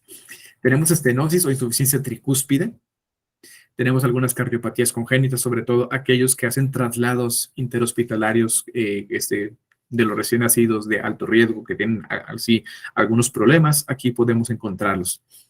Hipertensión pulmonar también, que ya lo había comentado César. El cor pulmonale agudo y crónico, que recordemos que es una afección que inicia a nivel pulmonar, pero pues afecta el corazón. Y tenemos el embolismo pulmonar. Para el embolismo, pues sería meternos en otro tema completamente aparte, donde sabemos que puede haber un tal patrón de McKean-White, que a veces no se ve porque hay taquicardia, a veces no se ve porque tiene otro tipo de ritmos. Entonces, pero esta es una forma en la que podemos asociar. Sí, tiene P pulmonar, piensa en algo pulmonar, punto, con eso. Entonces, aquí encontramos. Pero, oye, esto no es del pulmón, esto tampoco es del pulmón y eso tampoco es del pulmón. Pulmón y corazón trabajan juntos y eso está del lado derecho y eso le va a afectar a la forma en la que maneja el volumen. Entonces, algo pasa con ese corazón y repercute en el pulmón o al revés. Acá tienes algo llamado índice de Macrus, que el hecho de que no salga positivo no significa que no lo tenga, porque tenemos que recordar que los instrumentos tienen índices de confiabilidad, de sensibilidad y de especificidad. Entonces, tal vez no es tan específico o no es tan sensible o le faltó un poquito más de confiabilidad o con otros pacientes o con otras poblaciones. Tenemos acá que la característica es la onda P bimodal, que esa se va a dar también en caras inferiores de 2, de 3 en AVF, y tenemos desde V4 a V6 hay un cambio. Aquí vamos a modificar un poquito lo que estamos pensando hace rato sobre el infarto. Vamos a cambiarnos a crecimientos y vemos lo siguiente. Aquí está. Señalamos entonces P bimodal, sí, y aplastada, por cierto. Aquí pues no está tanto, pero acá sí hay unos cambios en la P. Sin embargo, uno de los cambios más evidentes que nos reforzaría lo que ya estamos diciendo es la P bifásica con más componente negativo. Entonces, bimodal, bimodal, bimodal y segmento de la P negativa más grande. Ese sería un crecimiento auricular o atrial izquierdo. Estos son algunos de los criterios de cómo se ve. Como les decía, puedes medirlo también con el índice de Macrus, donde puedes hacer mediciones en segundos. Otras magnitudes incluyen, por ejemplo, milivoltios, pero en su duración es donde más frecuentemente lo puedes observar. ¿Qué pacientes podrían tener un crecimiento atrial izquierdo?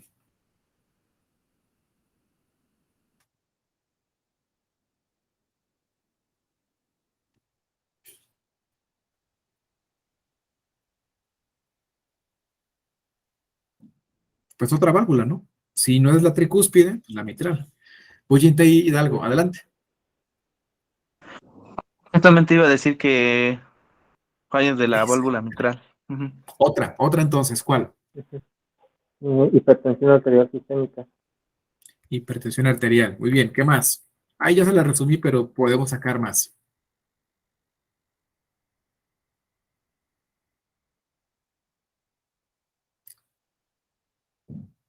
Ada, podría darse también en aquellas personas que hacen actividad física de alto rendimiento, podría darse, y de hecho podemos encontrar que su corazón, pues estructuralmente hablando, es un poquito diferente al de nosotros, los que moldeamos ideas, no músculos. Entonces, ahí es donde podemos ver que sí hay un cambio. Bueno, esa es una justificación mía para el ejercicio, pero ustedes no la usen, ¿sí? No la usen, por favor. Ahora, ¿cómo determino que tiene un crecimiento de las dos? Que ya me está preocupando porque es algo muy grave, ¿no? Entonces, pues simplemente, si lo quieres ver así, combina los dos criterios previos. Combina el cómo se vería una onda P pulmonale y la onda, pues que es de tipo bimodal. Vamos a ver. Tenemos aquí D2, una onda bimodal, pero está como puntiaguda. Bimodal en D3, puntiaguda y bimodal en AVF, ambos componentes muy crecidos en V1, pero aquí sí hay un pequeño cambio. Si habíamos dicho que estos corresponden al lado derecho y que estos corresponden al lado izquierdo, pues entonces cada uno va a tener lo suyo. Los izquierdos bimodal y los derechos puntiagudo. Pero acá no. Acá V4 todavía presenta un patrón similar a los de este lado. Todavía. ¿Y por qué razón? Porque V3 y V4 se dice que corresponden al septo. En algunas casas, por ejemplo, pues compartimos la pared con el vecino, no es lo correcto, pero así fueron construidas. Y es algo muy similar entonces acá. Tienes que la porción del septo de V3, pues corresponde al lado derecho, pero posiblemente por el desplazamiento que tuvo, pues V4 también tiene problemas de tipo derecho. Pero V5 y V6 tienen ondas bimodales, como debe ser en el lado izquierdo. Y ante tal aberración, ¿quién debería o quién tiene crecimiento biauricular?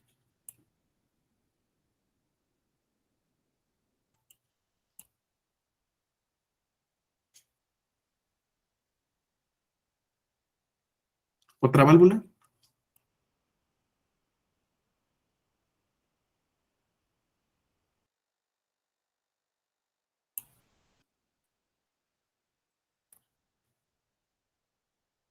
Ahí está. Estenosis valvular tricuspidia, cor pulmonale, ya cuando es ya algo bastante grave.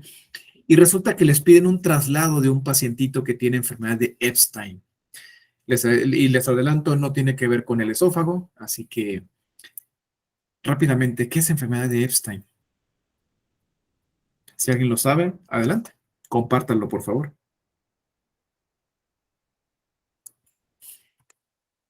Y si no, Google.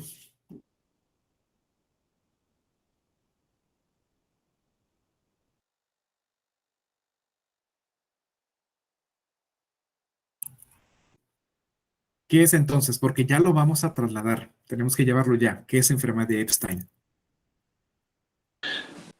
Según yo tenía algo que ver con la válvula tricúspide, pero no recuerdo bien qué. Bueno, es una valvulopatía tricuspide y es congénita. Entonces, tenemos que llevarlo con muchos cuidados y seguramente habla todo un plan detallado de qué cuidados les vamos a dar, pero ya sabemos entonces que viene con un defecto de fábrica, viene con un defecto cardíaco. Ah, muchísimas gracias, efectivamente. Entonces, es algo congénito. Bien, crecimiento ventricular derecho. No quiero decir que le voy a dar menos importancia al derecho que al izquierdo, pero va a parecer que sí. Y es porque quizás en nuestro medio el lado izquierdo se afecta más y tiene pues obviamente más repercusión porque tenemos mucho paciente con hipertensión arterial. Sin embargo, pues también recordemos que el derecho existe y que tenemos que tratarlo como tal. Es probable que encontremos datos de bloqueo de rama izquierda, de rama derecha de la de His. Tenemos, por ejemplo, diferentes criterios. También entran aquí lo que conocemos como criterios de Myers y Sokolov-Lyon. Aunque estos como tal, estos últimos Sokolov-Lyon son más para el lado izquierdo, ¿no? Pero podrían darnos algunos hallazgos específicos. Son poco sensibles, entonces para que tengan cuidado. Tenemos criterios de Holland y Flowers también que pueden ayudarnos, aunque lo más frecuente es que el ángulo sea mayor a 100, tiene una desviación a la derecha, suena muy lógico. Las ondas R son muy altas en las primeras dos derivaciones y las T están negativas, que pareciera ya datos de bloqueo de rama derecha. Y la cara inferior también presenta las ondas T negativas, porque pues el ventrículo derecho está más cargado hacia ese lado, pero está más hacia abajo. Entonces encontramos aquí, no hay todavía melladura, pero sí hay onda T negativa, no hay melladura, hay onda T negativa, e inclusive hasta el V4, vean, porque está compartiendo pared. Entonces, los dos ventrículos, pues están compartiendo pared, era de esperarse que hubiera alguna afectación. Pero el resto está ok. Dice, no, aquí no es el problema. Y la cara inferior también está mostrándonos problemas. Aquí está. Entonces, por eso mencionábamos hace rato, ¿qué haría que atrajera la atención eléctrica de nuestro dispositivo y no se diera una progresión adecuada de la R? Pues esto, justamente es el crecimiento. ¿Qué entidades, qué patologías pueden dar crecimiento ventricular derecho?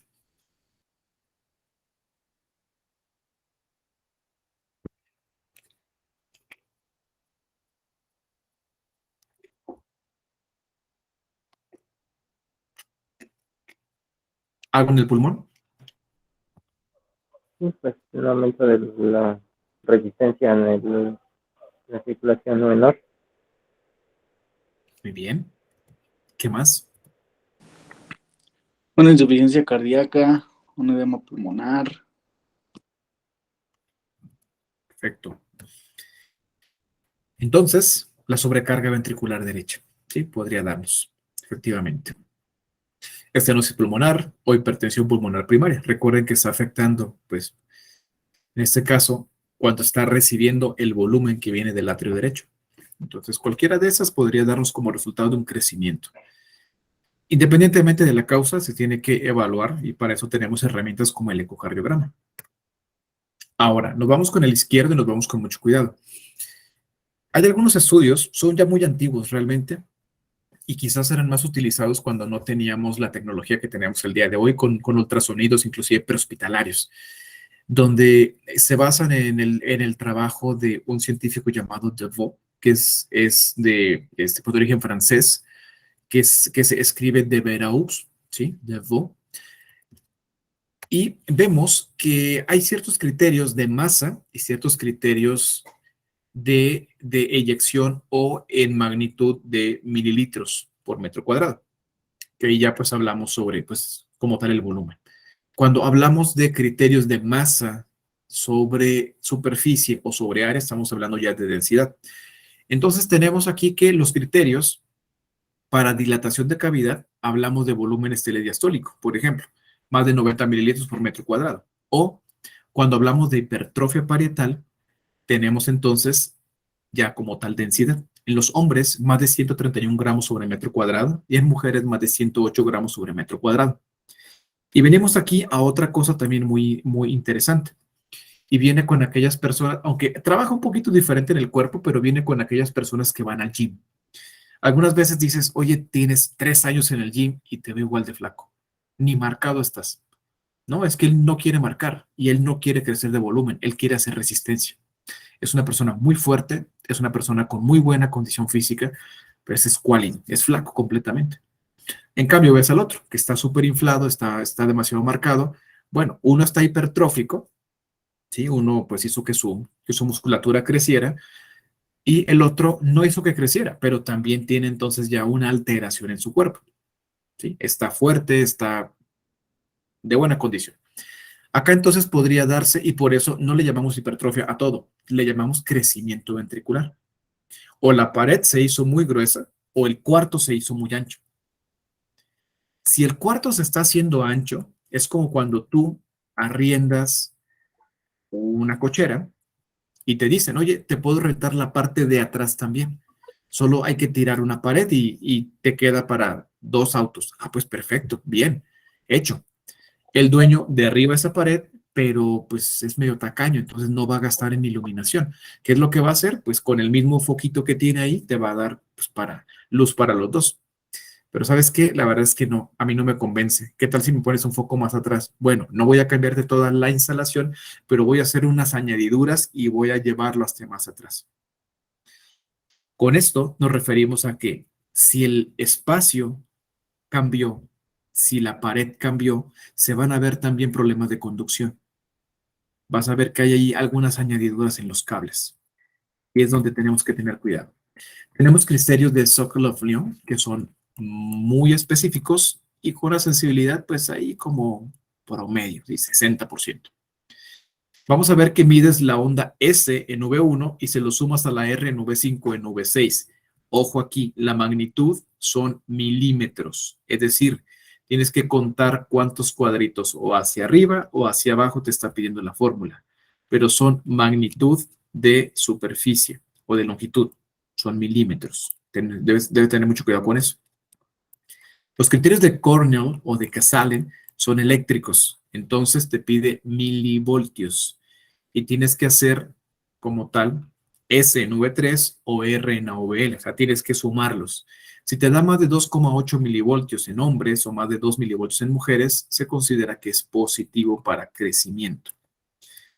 La fórmula que les mencionaba de este científico, de esta persona, de este investigador, pues en la actualidad quizás ya no se utiliza tanto. Igual se las comparto, se las escribo ahora, porque pues tal vez vale la pena. Aquí. 0,026. Sí comienza, 0,026, que son constantes que esta persona desarrolló con sus estudios, multiplicado por el índice de Cornell.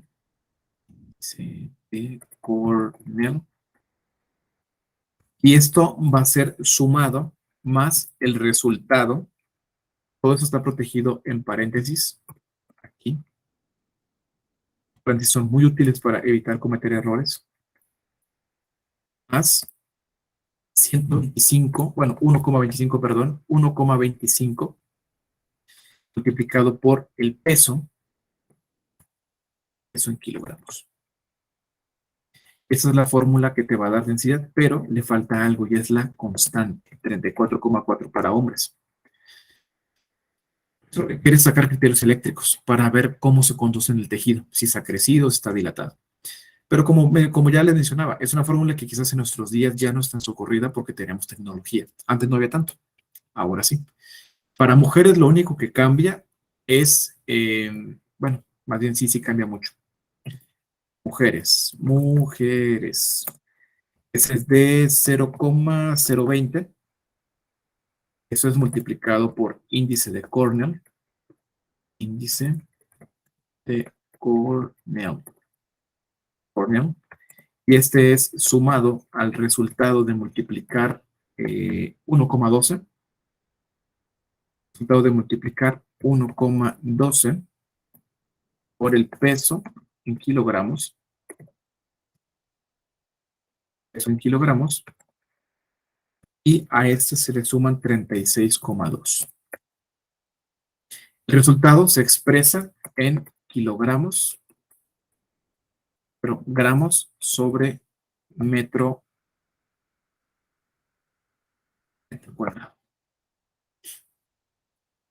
Si alguien tiene un electro suyo y puede calcular ese, pues ahí se va a dar cuenta de más o menos qué tanta masa tiene su ventrículo izquierdo. Esos de acá, los de Framingham, son utilizados también. Los criterios de Ron-Hill-Estes también son utilizados. Es un checklist, aquí está, donde si tiene más de 4 puntos, hay crecimiento ventricular. Pero, de nuevo, ya tenemos tecnología. Ya tenemos ecocardiogramas, ya tenemos resonancia, ya tenemos tomografía, ya hay un montón de cosas. Tal vez alguien por la parte de aplicarlo, sería bueno entonces únicamente probar cuánto nos da en algún paciente conocido con hipertrofia, para que puedan ustedes hacer ahí su checklist y sus cálculos de densidades. Bien, ¿qué nos puede ocasionar esto? Pues vamos a ver, ¿hay sobrecarga sistólica? ¿Sí o no? Ah, bueno, va a ser esto. ¿Hay sobrecarga diastólica? ¿Sí o no? Sería esto. Déjenme colocar, por ejemplo, déjenme regresar un poquito aquí. Quisiéramos calcular criterios de Sokolov-Liouville. Aquí sería quizás lo ideal. Vamos a recordarlos entonces. S en V1 más R en V5 o 6.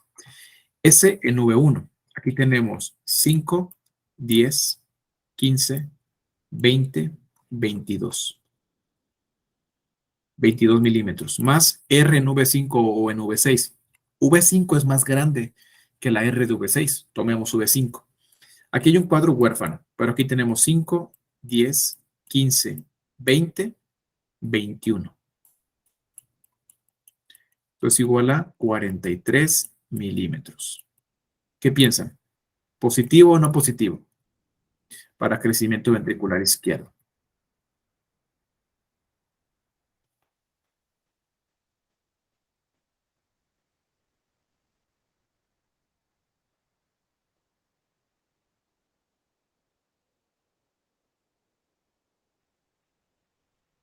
Positivo ya está específico para crecimiento ventricular izquierdo. Por Sokolov-Liouville, sí, positivo.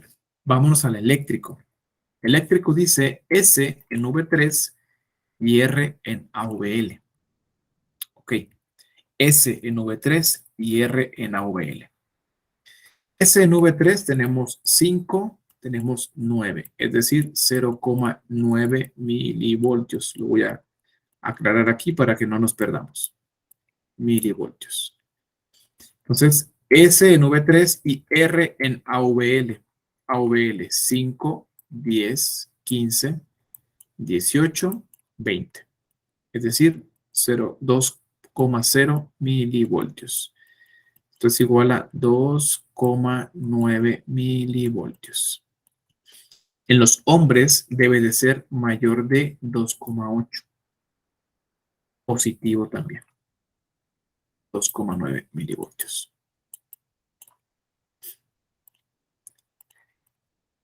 Sin embargo, nosotros le prestamos el electro a un compañero nuestro y le decimos, oye, ¿podrías revisarlo? Nos dice, sí, claro, ¿cómo no? Permíteme. Y te dice, ¿qué crees? Sí, sí tiene precisamente crecimiento ventricular izquierdo. Sacó 12 puntos de criterios de Ron-Gilestas, cuando debe ser menos de 4, él tiene 12, está crecidísimo.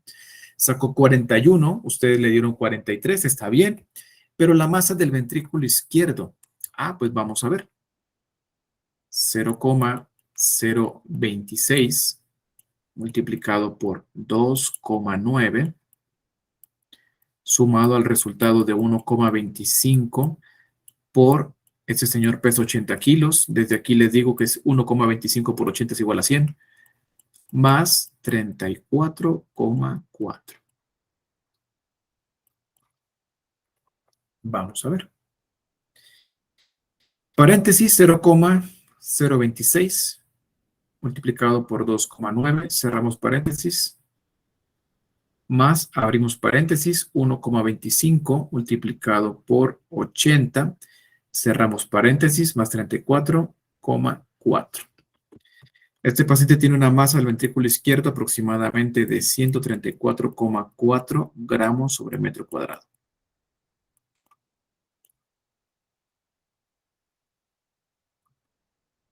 Si nos regresamos a la información que entregaba aquel estudio, tiene hipertrofia ventricular izquierda. Sí. ¿Cómo lo confirmamos o lo descartamos? Eso es lo que dice la fórmula, pero pues, ¿cómo confirmamos o descartamos?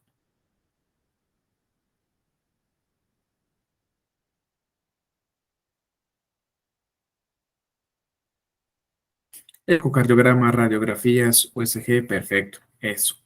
Entonces aquí únicamente más bien es como más de tipo informativo, por lo que les comentaba. Sabemos que en este momento ya tenemos tecnología, ya esto queda como para simplemente saber que se utilizó en algún momento, que quizás no está de más que podamos hacer unos cálculos y podamos sospechar.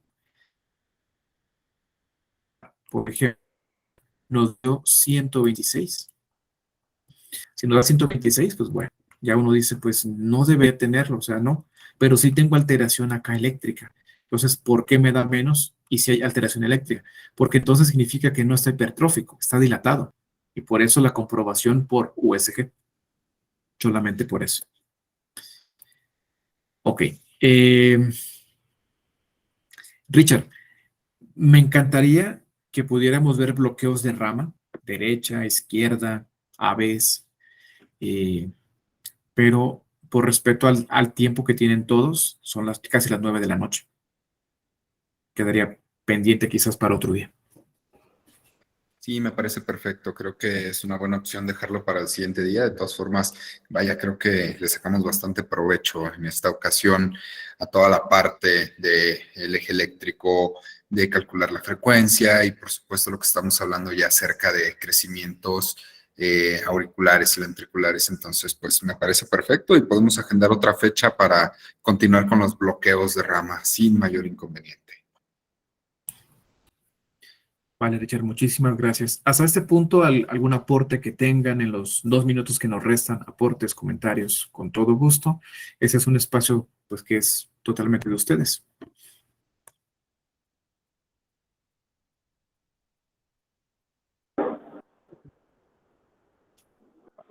Agradecerle, muchas gracias por el tiempo, por la paciencia.